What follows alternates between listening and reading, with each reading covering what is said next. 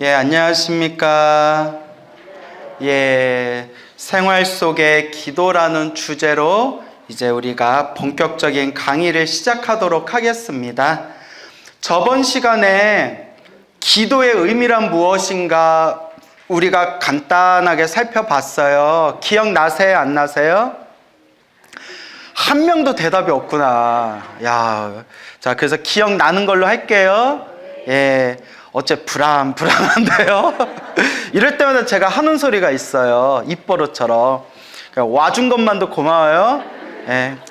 그래요. 자, 그래서 우리가 교재를 효림출판사 생활 속의 기도법이라는 책이에요. 그렇죠? 효림출판사 생활 속의 기도법. 그래서 일타스님께서 이제 지으신 책인데 저번 시간에 얼핏 잠깐 설명을 드렸지만 이 책이 나름 이 불교계에서는 스테디셀러예요. 그래서 이게 아마 1996년도에 나왔나? 그럴 거예요. 그죠?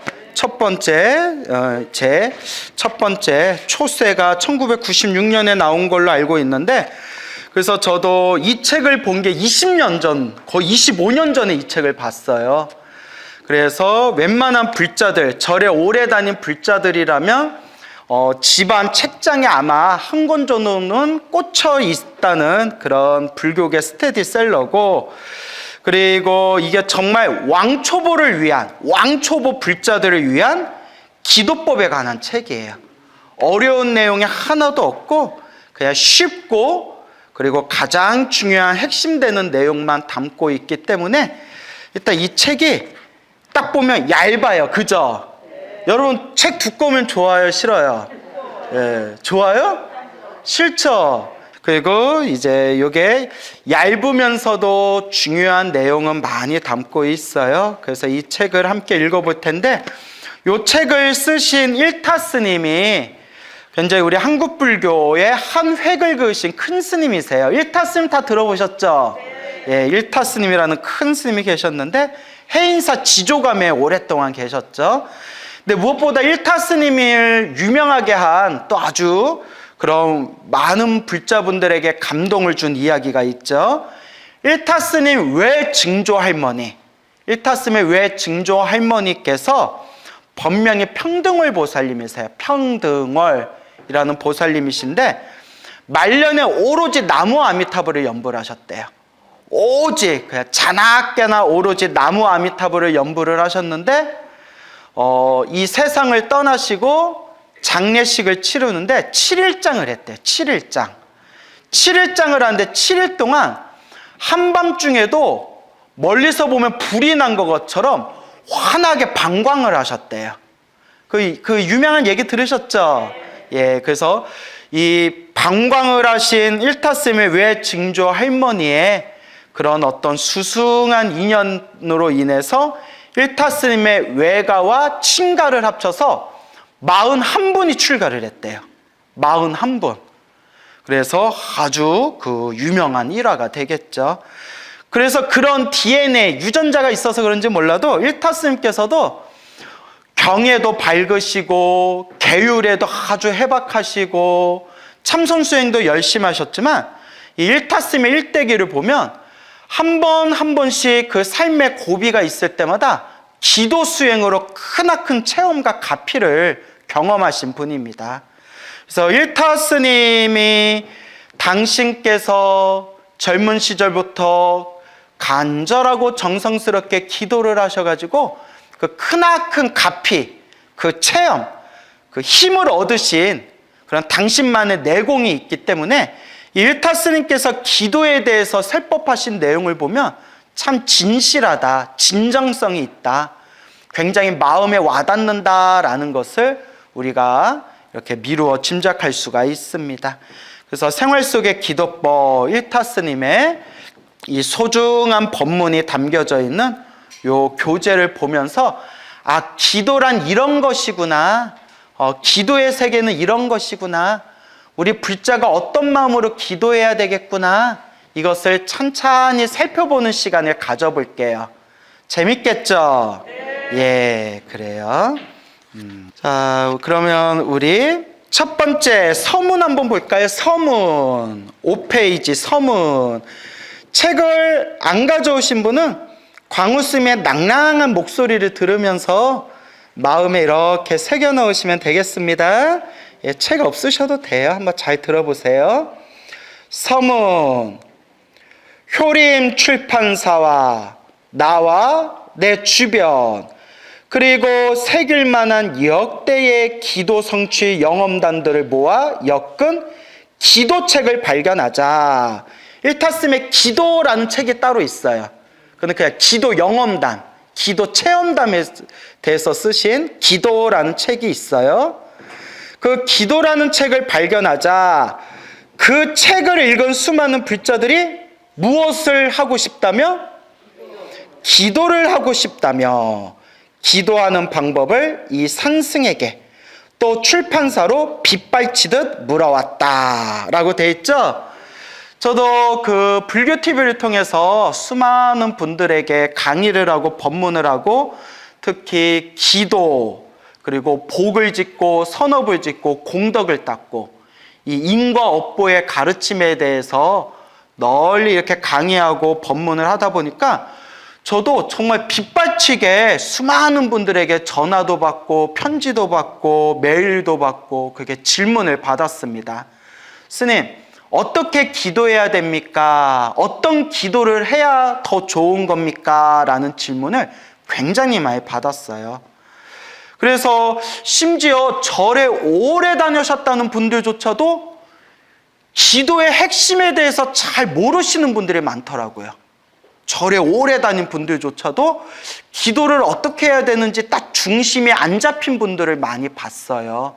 그래서 제가 언젠가 좀 기도에 대해서 전체적으로 기도에 대해서 좀 개괄적으로 총괄적으로 한번 사람들에게 딱 중심을 잡아줄 수 있는 그냥 강의 한번 해야 되겠다라는 생각이 들었어요. 그래서 앞으로 그런 시간이 될 거예요. 여러분들은 기도 어떻게 하는지 알아요? 몰라요? 야, 진짜 어떻게 대답조차 없냐? 자, 계속 읽어볼게요. 이와 같은 반응은 실로 예상 밖의 일이었고 저자로서는 응분의 책임을 느끼지 않을 수 없었다. 그리하여 생활 속의 기도법이라는 제목으로 기도법을 일러주는 책을 세상에 다시 내놓게 된 것이다. 생활 속의 기도법. 이 책은 크게 몇 장으로 구성되어 있다? 4장. 한글은 읽으시네요. 하도 말이 없어서. 제1장 기도 성취의 지름길에서는 기도 성취의 원리와 불보살의 가피에 대해 설명하였고 2장 생활 속의 기도법에서는 평소 일상생활 속에서 쉽게 행할 수 있는 기도의 기본 원리와 방법에 대해 상세히 이야기하였으며 3장 특별 기도 성취법에서는 아주 다급하고 어려운 상황에 처하였거나 특별한 경우에 행하는 기도법에 대해 구체적으로 제시하였다라고 되어 있네요. 그죠? 그리고 4장 영가천도 기도법에서는 죽은 이를 보다 좋은 세계로 나아갈 수 있도록 인도하는 영가천도의 묘법과 천도하는 이의 마음가짐 등에 대해 깊이 있게 제시하였다. 자, 여기까지는 그냥 이 책에 이런 내용이 나오는구나 정도만 여러분들이 인지하시면 돼요. 자, 근데 그 뒤에 나오는 내용이 우리가 좀 마음에 새겼으면 좋겠어요. 기도는 실천이지 이론이 아니다. 기도는 무엇이다? 실천. 그래서 제가 늘 불자님들께 드리는 이야기가 불교는 지식의 종교가 아닙니다 라는 말씀 자주 드리죠. 불교는 무엇의 종교가 아닙니다. 지식의 종교가 아니라 내가 스스로 수행하고 체험하고 맛을 봐야 된다라는 말씀을 굉장히 자주 드립니다. 그렇죠, 여러분. 그래서 내가 스스로 체험하고 맛을 봐야 된다. 그래서 우리 불자들이 신앙생활을 할 때 그 첫걸음이 일단 기도예요. 기도를 하고 그리고 복을 짓고 선업을 짓고 그렇게 내 마음을 닦아나가는 거. 일단 첫걸음은 기도에서 시작되는 거죠. 그래서 기도란 어떤 의미가 있느냐, 저번 시간에 제가 설명을 다 드렸어요. 예, 나중에 또 우리 헬로부다 TV로 유튜브로 올라가니까 꼭 여러분들 보시고 기도란 또 이런 의미를 담고 있구나, 여러분들이 잘 이해해 두셨으면 좋겠습니다. 기도는 실천이지 이론이 아니다. 하지만 법에 맞지 않는 기도는 올바른 결실을 이루어낼 수가 없다. 따라서 기도 방법을 제대로 아는 것은 일단 제대로 알아야 돼요. 그래서 우리가 경전 공부하는 거예요. 불교는 지식의 종교가 아닙니다. 불교는 수행의 종교, 체험의 종교입니다 라고 말씀드렸죠. 근데 그냥 수행만 하고 체험만 해서는 안 돼요. 교과서가 있어야 돼요. 지도와 나침반이 있어야 돼요. 그러니까 불교는 지식의 종교가 아니지만 올바로 알아야 돼요. 올바로 알아야 올바른 길을 갈 수가 있다. 올바로 알 수 있는 교과서, 지도와 나침반이 바로 무엇이다? 그렇죠. 경전. 부처님의 말씀, 경전이다. 그래서 제가 불자님들한테 늘 드리는 이야기가, 우리가 부처님의 가르침을 닦을 때 반드시 경전, 부처님의 말씀으로 근거를 삼아야 된다라는 그런 이야기를 자주자주 드렸습니다. 그러니까 여러분, 스님의 말도 100% 믿으면 안 돼요. 알겠죠? 스님도 아직 깨달음을 얻기 위해서 닦고 있는 과정에 있는 수행자들이에요. 스님들도 실수할 때가 있습니다. 스님들도 완벽하지가 않아요. 아직은 그냥 닦고 있는 과정에 있는 수행자들이에요. 그렇기 때문에 스님의 말씀도 중요하지만 스님의 말씀보다 우리가 더 의지하고 더 근거로 삼아야 되는 것은 누구의 말씀이다? 부처님의 말씀, 경전에 근거를 두고 경전을 의지해야 된다라고 꼭 말씀드리고 싶습니다. 알겠죠? 저도 잘난 건 아니지만, 절대 저도 잘난 건 아니지만 가끔 부처님 법에 대해서 이런저런 말씀하시는 분들 그런 이야기에 귀 기울이다 보면 전혀 경전에 근거를 두지 않거나 그냥 자기 얘기를 마치 부처님 가르침인 것 마냥 포장하거나 왜곡해서 설명하는 분들, 그런 이야기를 제가 여러 번 들었어요. 물론 제가 잘난 건 아니지만 적어도 우리가 무언가 법에 대해서 얘기할 때, 부처님 가르침에 대해서 얘기할 때 경전에 근거가 있어야 되잖아요. 그죠? 근데 그냥 자기 이야기를 마치 부처님 말씀인 것처럼 이야기하는 분들이 있어요. 그러면 된다, 안 된다? 예, 반드시 부처님의 말씀, 경전에 근거를 둬야 됩니다. 그래서 우리가 경전 공부를 해야 되는 거예요. 알겠죠? 예. 그래서 법에 맞지 않는 기도는 올바른 결실을 이루어낼 수가 없다. 우리가 옛날 고대에서부터 막 복을 받고 싶어서, 복을 얻고 싶어서 하늘의 제사를 지내는, 하늘의 제사 지내고 하늘에 기도 드리는 의식, 문화가 고대에서부터 발달이 되어 왔어요. 그렇죠, 여러분? 고대에서, 고대 사회에서 하늘에 제사 지내고 기도 지낼 때 살아있는 짐승, 살아있는 생명을 죽여서 제사 지내는 문화가 있었어요. 그죠? 자기는 복을 짓기 위해서 살아있는 생명을 죽여서 하늘에 제사를 지내고 복을 기원했지만 올바른 방법이에요? 아니에요? 아니죠. 그래서 부처님 경전에도 살아있는 생명을 죽여서 제사를 지내고 복을 구하는 것은 절대 복을 얻을 수가 없다. 오히려 다음 생, 다다음 생, 이 살생의 업보로 끔찍한 그런 인과 업보를 얻게 될 것이다 라는 말씀이 나와요. 기도하려면 올바로 기도해야 돼요. 그래서 올바로 기도하는 그 방법이 어디에 있는가?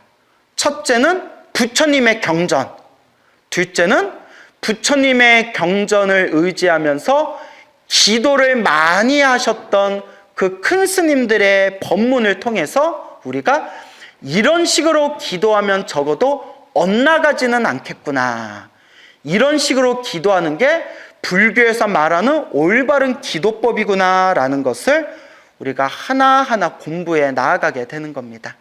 그래서 일타 스님 같은 분도 경전 공부도 아주 해박하게 많이 하셨고, 계율도 아주 밝으셨고, 무엇보다 스스로 기도 수행을 많이 하시고 기도 체험을 생생하게 맛을 보신 분이기 때문에 일타 스님께서 법문하신 기도에 대한 그런 내용들을 보면 상당히 마음에 얻어갈 게 많습니다.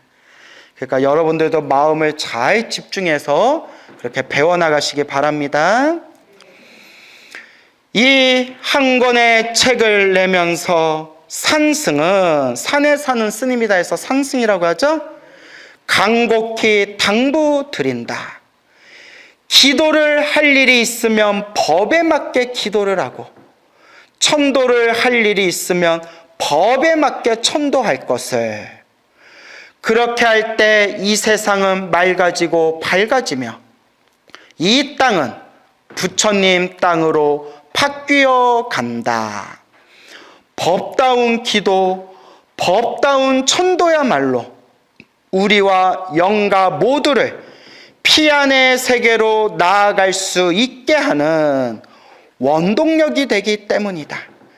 이를 깊이 명심하고 기도를 해봐라. 일단 해봐라.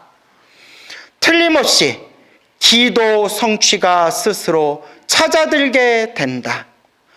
부디 모든 불자들이 간절한 기도, 법에 맞는 기도를 행하여 소원을 성취하기를 이 산승은 축원에 마지 않는다. 자, 그러면 이제 우리 일타스님께서 이 책을 저술하시면서 이 책을 저술하게 된 당신의 본래 의미, 의도에 대해서 우리가 서문을 통해 가지고 한번 살펴봤습니다. 한마디로 기도해야 된다. 근데 기도는 그냥 하는 게 아니다. 어떻게 해야 된다? 꾸준히. 법에 맞게. 예, 맞아요. 내가 이걸 어떻게 해야 되나 고민하고 있는데, 예, 맞추셨네요.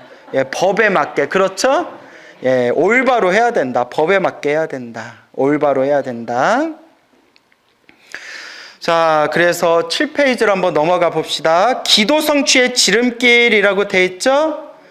기도인의 자세, 간절한 기도, 요행수를 바라지 말라. 기도하는 사람의 자세는 어떻게 기도해야 된다? 간절하게 기도해야 된다. 무엇을 바라지 말라? 요행수를 바라지 말라. 그러니까 이게 스님, 어떤 기도를 해야 효과를 빨리 보나요? 어떤 기도를 해야 효과를 더 크게 보나요? 라는 그 마음 밑바닥에 이미 어떤 마음이 담겨져 있는 거예요? 그렇죠. 요행을 바라는 마음이잖아요. 그래서 공부를 잘하는 학생, 명문대학교에 들어간 학생한테 우리가 인터뷰를 하잖아요. 공부를 잘하는 비결이 뭡니까? 하면 항상 걔네들이 항상 뻔뻔할 정도로 한결같이 하는 이야기가 뭐예요? 그렇죠. 어떻게 다 아시네? 교과서 위주로 공부했어요. 왕도가 없어요. 그렇죠. 그리고 저기 명문대학교에 들어간 학생들이 자기가 공부했던 이야기에 대해서 이렇게 썰을 푸는 그런 동영상을 몇 개 본 적이 있는데, 그 친구들의 또 한결같이 하는 얘기가 엉덩이가 무거워야 된다. 일단 앉아서 억지로라도 문제 하나라도 더 풀고 암기라도 하나 더 하고 책이라도 한 줄 더 봐야 된다는 거예요. 뭐가 무거워야 된다? 예, 일단 엉덩이가 무거워야 된다 라는 그런 이야기를 본 적이 있습니다. 그러니까 요행을 바라서는 안 돼요. 그렇죠? 삼종가피, 세 가지 종류의 가피가 있다. 현증가피, 몽중가피, 명운가피. 나중에 또 배우시게 될 거예요. 자, 넘어가서 생활 속의 기도법. 잠자기 전에 기도를, 일타쌤은 잠자기 전에 하는 기도를 굉장히 중요하게 보셨어요. 왜냐면 우리가 잠을 잘 때 잠재의식, 무의식에 빠져든다는 거예요. 그 잠재의식, 무의식 속에 빠져들기 전에, 그 잠자기 전에 하루를 정리하면서 하는 그 기도, 정신을 집중해서 하는 그 기도가 참 중요하다. 일타쌤은 그렇게 보셨어요. 그래서 임종정가, 임종, 죽기 전가, 잠들기 직전이 중요하다. 수험생과의 대화, 가족과 중생을 위한 기도. 108배 기도, 왜 절을 하라고 하는가? 108번뇌와 108배. 아침에는 108배, 자기 전엔 염불이라고 나오죠? 특별기도 성취법, 속성가피를 이루려면, 가피를 빨리 이루려면 절하는 사람과 절받는 부처님, 사력 십증배, 사력 십증배, 사력, 죽을 힘을 다하면 몇 배 강해진다? 10배 강해진다는 거예요. 죽을 힘을 다해서 기도해봐라. 매일 3000배를 며칠 동안? 37일 동안. 37일이면 며칠이에요? 21일. 예, 21일 동안 매일 3000배를 해보래요. 여러분 해본 적 있어요? 없어요? 없어요? 저 해봤을까요? 안 해봤을까요? 안 가르쳐주지. 3000배를 못하면 하루에 염불 30,000배를 한다는 마음으로, 예, 다 수많은 부처님을 향한 기도는 하나로 통합니다. 그러니까 무릎이 아픈 분들은 저는 절을 무리하지 말아라 라고 말씀을 많이 드려요. 왜냐하면 절을 잘못해가지고 무릎 상한 분들이 많거든요. 그러니까 뭐든지 지혜롭게 해야 돼요. 수행자의 기도, 기도로서 수행의 기틀을, 수행 중에 장애가 있을 때 기도의 극치는 무엇이다? 깨달음이다. 결국 여러분, 기도가 비는 거라고 했죠. 빌기자의 빌도자, 비는 거다. 부처님 도와주십시오. 저에게 힘을 주십시오. 부처님, 보살님, 빌고 빌고 비는 거지만, 저번 시간에 말씀드렸죠. 빌고 빌고 빌어서 빌다 보면 결국 어떻게 된다? 텅 비어진다. 결국 부처님, 저에게 힘을 주세요. 저를 도와주세요. 라고 빌고 빌던 그 마음이 나중에는 부처님, 모든 중생을 괴로움에서 건져주세요. 라는 마음으로 들어가게 되고, 모든 중생이 괴로움에서 벗어나기를 바라는 마음, 모든 중생이 다 함께 행복하기를 바라는 그 마음이 나중에는 결국 마음의 깨달음, 깨달음의 길로 나아가게 된다. 결국 기도의 핵심은, 기도의 목표는 바로 무엇이다? 예, 결국은 깨달음이에요. 결국 불교의 목표는 깨달음입니다. 하지만 나 혼자만의 깨달음이 아니라 모든 중생 다 함께 모하여지이다, 성불하여지이다. 이것이 바로 불교의 목표가 되겠습니다. 그래서 여러분 예불문 다 외우시죠? 예불문에 보면 원공법계 제중생 자타일시 성불도가 되겠습니다. 알겠죠?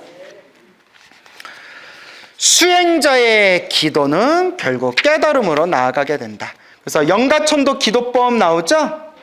영가의 천도, 어느 학인 스님의 죽음, 자력의 천도, 타력의 천도. 영가와 통하는 것은 마음과 마음이라고 돼 있네요. 그죠? 예. 그 밑에 광명진언을 외우며 라고 돼 있죠? 예.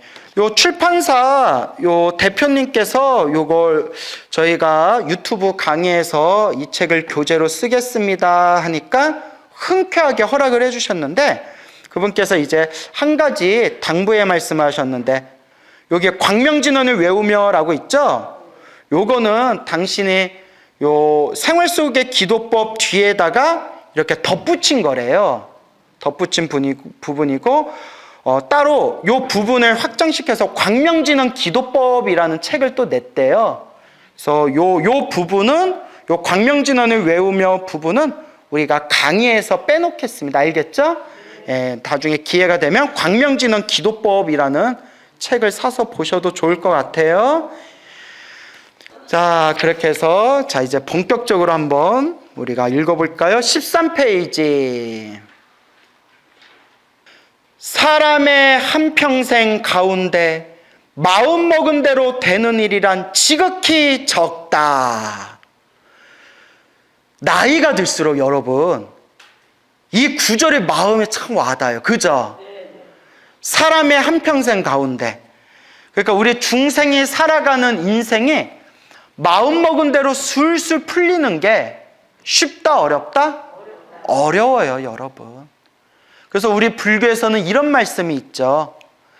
내 인생이 원하는 대로 술술 내 인생이 풀리기를 바라는 마음이 세상에서 가장 큰 욕심이다. 세상에서 가장 큰 망상이다라는 말이 있어요. 이 세상의 모든 일이 술술 풀리기를 바라는 마음 자체가 바로 망상이에요. 인생은 우리가 중생으로 태어난 이 순간부터 그냥 내가 지은 업보대로 살아가는 거예요. 그래서 늘 여러분들께 귀가 따갑도록 드리는 말씀이 중생은 무엇대로 살아가더라? 다 복대로 살아가는 거예요. 부처님도 분명히 모든 중생들이 자기 복대로 살아간다. 경전에서 수없이 말씀하셨고 수많은 큰 스님들께서도 다 중생들이 자기 복대로 살아간다 말씀을 하셨어요. 이 복이 참 중요합니다. 복 중에 최고의 복이 뭐라고 하죠? 사람으로 태어나기 어렵고 부처님 법을 만나기 어려웠고, 여러분들이 사람으로 태어나서 부처님 법을 만나서 우리가 그래도 이 자리에 이렇게 모여서 이 부처님 도량 안에서 부처님의 가르침을 공부할 수 있다는 것 자체가 그래도 무엇이 많은 사람들이다? 복이 많은 사람들이에요. 복이 많은 사람들이지만 우리가 시작 없는 옛날부터 지었던 서로 저마다 각자 자신의 업보가 있기 때문에 다 중생 결국 내 업보대로, 은혜는 은혜대로 받고 왼수는 왼수대로 갚으면서 그렇게 서로 뒤섞이면서 살아가는 게 인생이에요. 그래서 부처님이 일체계고라고 말씀하셨어요. 뭐라고요? 일체계고. 일체는 모든 것이란 뜻이에요. 모든 것, 모든 현상은, 모든 것은 계곡이? 이러면 큰일 나요. 개자가 무슨 개자? 모두개. 고자는 괴로울 고. 일체, 모든 것이 모두다. 무엇이다? 괴로움이라고 했어요. 태어나면 늙고, 늙으면 병들고. 여러분들 아무리 오래 살고 싶어도 결국은 어떻게 해야 돼요? 죽어야 돼요. 태어나고 늙고 병들고 죽을 수밖에 없고, 그 속에서 내가 지은 업보 따라서 또 몸을 받고 또 몸을 받으면서 자기가 지었던 업보대로 살아가는 것, 이게 바로 윤회 세상이에요.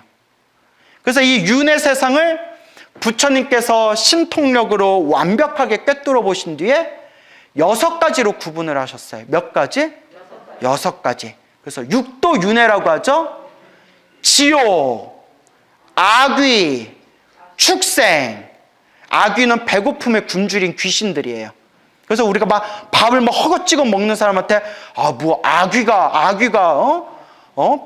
걸렸나? 왜 그래? 뭐 이런 표현 쓰잖아요.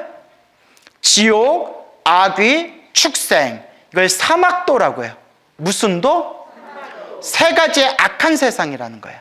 3가지의 악한 세상, 사막도. 그 다음에 그 위에 싸움의 신들인 아슈라, 그리고 우리 같은 인간, 그리고 인간 세계 위에 또 무슨 세상이 있죠? 천상, 하늘 세계. 또 불교에서는 하늘 세계가 28개가 있다고 해서 28천이라고 부르죠. 28천. 그래서 새벽에 사찰에서 범종을 28번을 울린다고 하잖아요. 28천. 하늘 꼭대기까지 종소리, 범종소리가 널리 울려라 라는 의미가 담겨져 있다고 하잖아요. 책에 보면. 그래서 지옥, 아기, 축생, 아슈라, 인간, 천상 6가지 세상을 내가 지은 업보대로 돌고 돌면서 자기 복대로 살아간다는 거예요. 그래서 불교에서는 하늘 세계에 태어나는 것도 궁극의 세계로 보질 않아요. 왜냐? 설사 복을 많이 지어서 하늘 세계에 태어났다 하더라도 영원한 세계가 아니다. 하늘 세계도 영원한 세계가 아니다. 하늘 세계에서 복을 다 누리고 난 뒤에, 복을 다 쓰고 난 뒤에 그리고 밑으로 똑 떨어져야 돼요. 그래서 하늘 세계도 윤회에서 벗어난 세계가 아니에요. 근데 우리 한국 불자분들이 한 가지 많이 헷갈려 하시는 게 있는데, 극락세계라고 알죠? 아미타 부처님 극락세계는 하늘 세계에 들어가요, 안 들어가요? 그렇죠. 그래도 내가 참 열심히 노력을 한 것 같아요. 몇 년 전만 해도 들어가요, 안 들어가요 하면 들어가요 라고 대답했어요. 근데 제가 주구장창 아미타 부처님 극락세계는 하늘 세계에 들어가는 세계가 아닙니다. 윤회 세계가 아닙니다. 아미타 부처님 극락세계는 중생을 성불시키는 무슨 학교입니다? 성불학교입니다 라고 계속 법문하고 다니니까 사람들이 이제 좀 많이 인식이 바뀐 것 같아요. 극락세계는 성불학교입니다. 알겠죠? 극락세계는 성불학교고 이렇게 복을 지어서 돌고 도는 천상세계하고 다른 세상이에요. 극락세계는 성불학교고 우리가 흔히 말하는 육도윤회라고 했을 때 지옥, 아귀, 축생, 아슈라, 인간, 천상 이 6가지 세상을 내가 지은 업보대로 돌고 돌면서 산대요. 근데 절에 다니시는 분들 중에서도 이 육도윤회, 윤회를 안 믿는 분들이 은근히 있더라고요. 제가 깜짝 놀랐어요. 왜 안 믿냐 했더니 과학적으로 안 맞대요. 그러면 부처님의 가르침을 과학으로서 우리가 어떻게 그걸 다 헤아릴 수 있겠어요?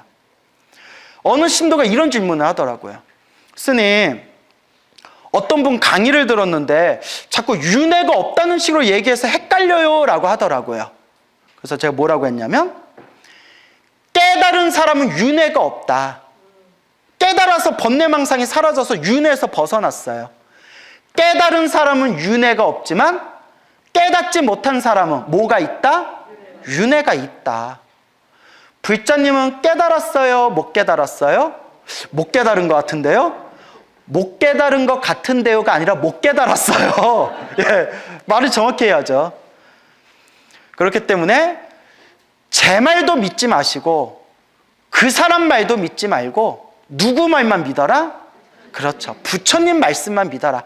부처님 경전에 보면 부처님은 윤회가 있다고 하셨고, 윤회에서 해탈, 이 생사윤회, 삶과 죽음의 윤회에서 벗어나 영원한 대자유인이 되어야 된다라고 끊임없이 경전에서 설법하시지 않았느냐. 그러니까 부처님 말씀만 믿어라 라고 말씀드린 적이 있었습니다. 어쨌거나 우리가 지옥, 아기, 축생, 아슈라, 인간, 천상 6가지 세상을 내가 지은 복대로 돌고 돌면서 내 업보대로 살아가면서 끊임없는 괴로움, 불만족의 연속이라는 거예요. 영원하지 못하고 생로병사가 가득하고, 또 우리의 삶을 한번 보세요. 우리의 삶을, 지금까지 살아왔던 우리의 삶을 보면 좋았던 적도 있었지만 뭐 했던 적도 많아요? 힘들고 괴롭고 슬프고 답답한 일도 많았잖아요. 그죠? 그래서 부처님께서 하신 말씀이, 사랑하는 사람은 못 만나서 괴롭고 미운 놈은 자꾸 봐서 괴롭고 구하고자 해도 얻고자 해도 뭐 할 수 없어서 괴롭다? 얻을 수 없어서 괴롭다. 이게 우리 중생살이에요. 그래서 제가 부처님의 가르침을 공부하고 인생사 살아가면서 정말 힘들고 괴로운 분들 상담을 많이 하면서 느낀 게, 여러분, 등 따숩고 밥 3끼 먹고 몸에 큰 병 없을 정도면 행복한 사람이에요. 제 말 틀렸습니까?